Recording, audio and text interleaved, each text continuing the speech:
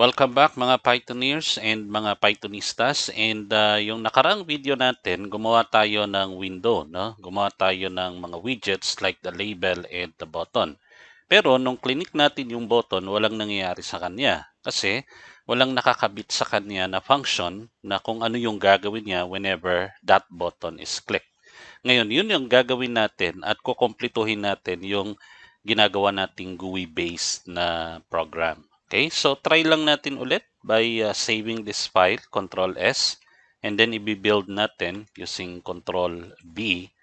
Okay, and may kita natin na meron tayong ano rito, no? We have here this window and sabi rito sa label magtanong, and then pag click natin yung alamin, walang nangyayari. Tama?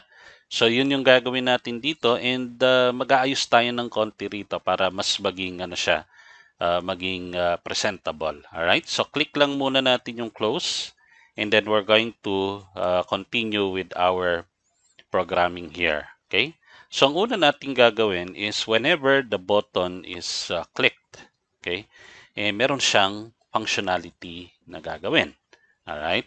Now, ito kasing app natin, ang pinaka-goal natin dito is whenever we click the button alamin, yung tanong mo, magtatanong ka muna, pag-click mo nung alamin na button, okay, sasabihin niya kung oo o hindi. Pero syempre, with the may ano ng konti, no? May konting twist para medyo nakaka-entertain naman. Alright? Okay, so ang gagawin natin is we're going to create a function and this function will be called whenever this button is clicked. Alright? So, paano ang paggawa ng function kay Python? That will be def. Okay? And then let's call this function response. Open and close parentheses and you put a colon at the end. Pag enter natin, it must be indented. Alright? And then ang gagawin natin is we're going to create a list. Tatawagin natin ito na response underscore list. Okay? At itong response list ay listahan ng mga isasagot sa atin. Whenever we click the button, whenever we ask a question, and then we click a button, ito yung listahan ng pwede niyang isagot. Akala ko ba, sir, oo o hindi lang? Yes, but sabi ko with a twist, no? Hindi lang basta oo, pero medyo may ano ng konti, may comedy ng konti, ika nga. Alright? Okay, so nilagay ko na yung listahan na yan para hindi nyo na ako panonoorin na mag-type dahil mahaba-haba itong listahan natin. So halimbawa, instead na oo, pwede niya sabihin, syempre naman. Okay? Instead na hindi, sabi niya, isa frank. Right? O kaya sabi niya, talaga ba? Okay, parang duda, no? O kaya naman, iba na lang itanong mo. O kaya naman, next question please. Ito yung mga hindi, no? Ito oo.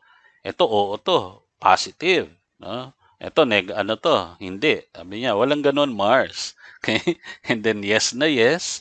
Oo, walang duda. Check na check. Ibig sabihin, mga affirmative ito. No? And some negative comments or answers. So ito yung magiging listahan natin. So ang gagawin ko lang is so I'm going to copy this and put it here.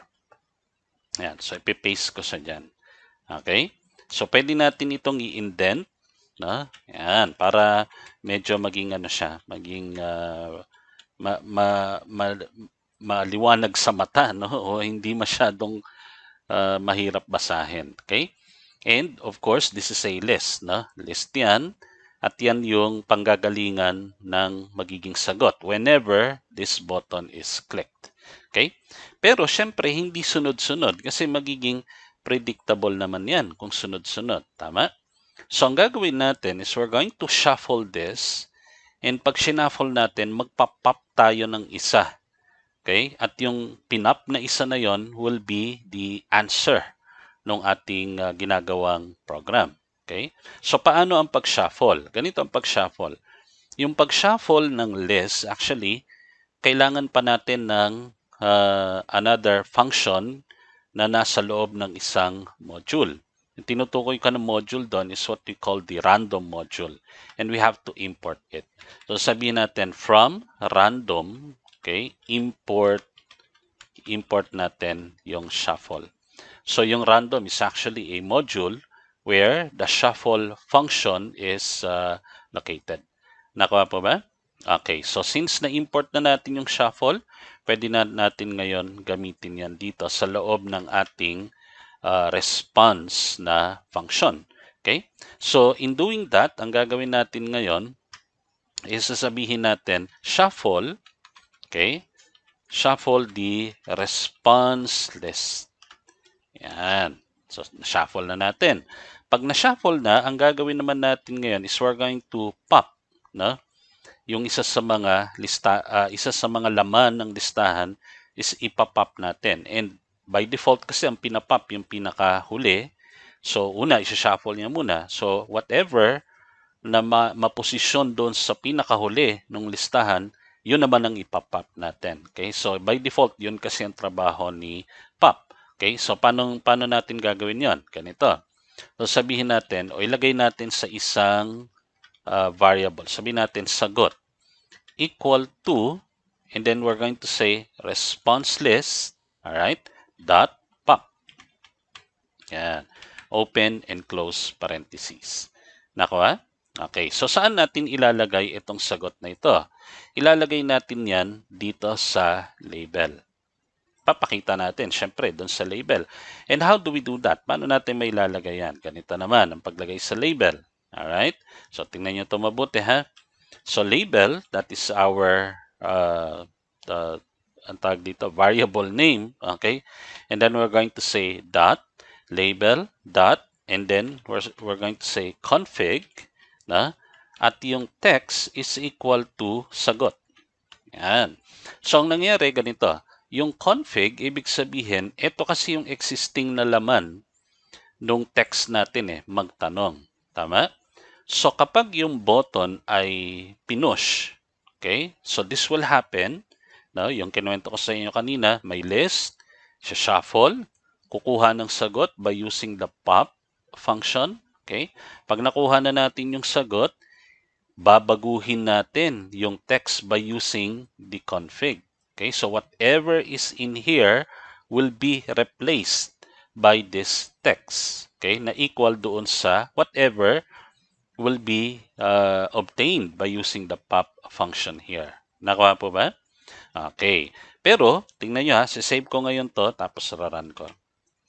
Hindi new. Okay, ulitin ko, run. Control B. Yan. So, pag clinic ko ito, wala pa rin nangyayari. No? That is because itong function na ito na ginawa natin ay hindi pa natin naikakabit doon sa button. Dito sa button na ito. Hindi pa natin siya naikakabit. Alright? So, tandaan po natin yung pangalan ng function. Ang pangalan ng function ay response. So, tatawagin natin ito whenever this button is clicked. And how do we do that? Ganito ang paggawa niyan. No? Gagawin natin ngayon, dito natin ilagay. Okay? Or, sorry, dito sa baba. Okay? And then sabihin natin, button dot config.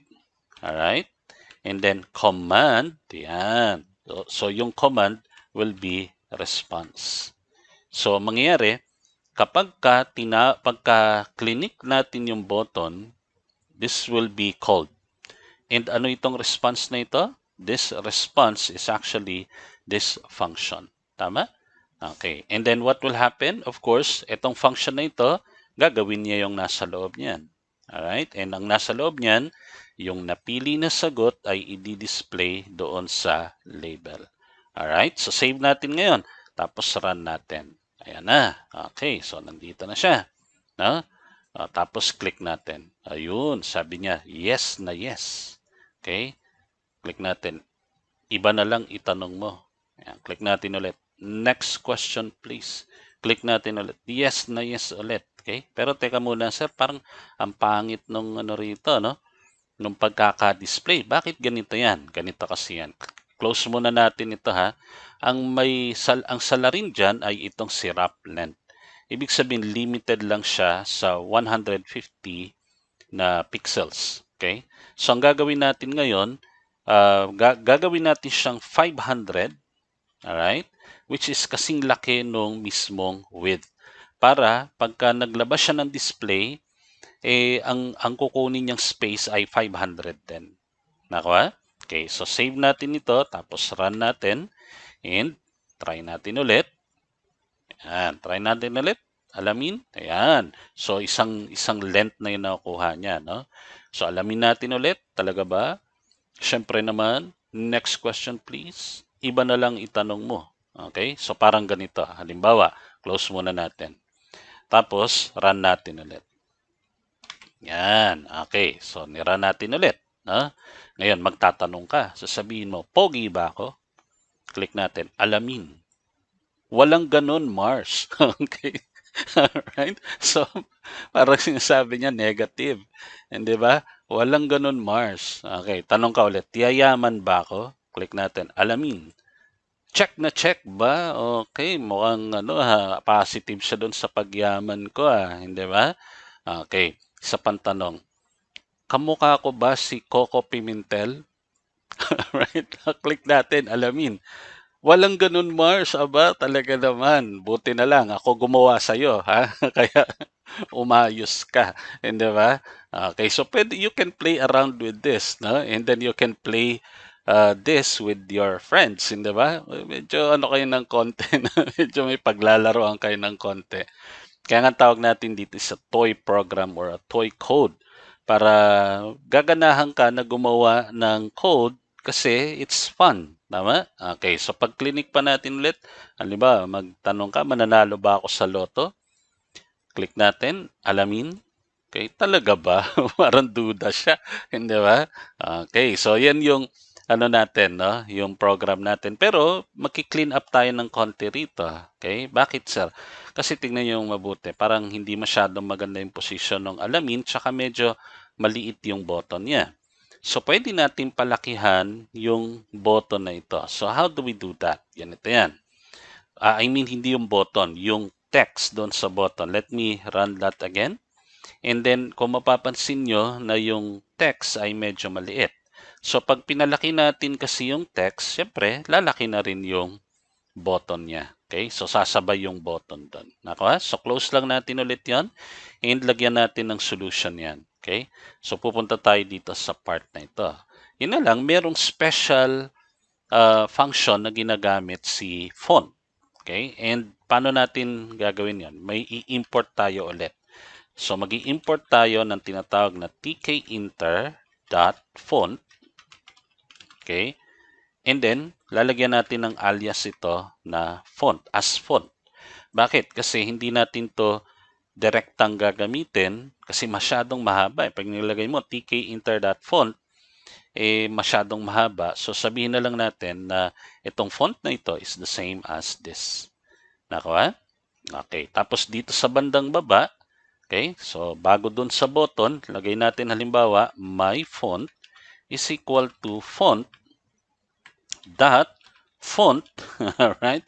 So, ibig sabihin dito sa module na ito, no, merong class na ang tawag ay font. And then here, we can say that the size is, let us say, around what? Mga 14 siguro, na 14. Okay? And then, ang gagawin natin ngayon is we're going to, before the path, lalagay natin, halimbawa, button. Alright? So, button with an N. Yan. Okay? And then, lalagay natin is font equal to, and then we'll say my font. Yan. Okay? Okay. So, ang ginagawa nito is, dito kasi sa kinuha natin na class, meron tayong ano rito meron tayong data type wherein we can index yung font and pwede nating palitan yan ng my font. Alright? So, save natin ngayon to. Tapos, run natin ulit. And kung mapapansin ninyo, lumaki siya. Di ba? Lumaki yung ating font doon sa button. And when you click alamin, ayan, so gumagana pa rin yan. And then siguro, medyo paliitin natin ito ng konti. Kasi ito ay 150 na height. Okay? So, gawin siguro natin mga around, ano lang siya, mga around, nasa na yan? Ito yan. Tama? So, gawin natin siya, halimbawa, around 75 lang. So save natin ulit, tapos run natin, and there you go. Medyo compact na siya ng konti. At pagka nagtanong ka ulit, okay, na kung ano ba magandang tanong, di ba? Kasi dati may estudyante ako nagtanong, papasa ba ako sa thesis? Tas clinic niya alamin, sabi niya, syempre naman. Alright. No? Ang problema, pagka minalas-malas ka ng output, sabi niya, isa franc, papatay ka ngayon. Di ba? Madidepress ka. Okay? Kaya maganda itong toy program, no, for you to practice yung TK Inter at saka programming kay Python. I hope na gustuhan ninyo yung ating video, and sana meron kayong napulot and magamit ninyo sa future na Python programming skills ninyo, okay, or projects. Okay, so thank you very much for watching, and I'll see you on our next tutorials.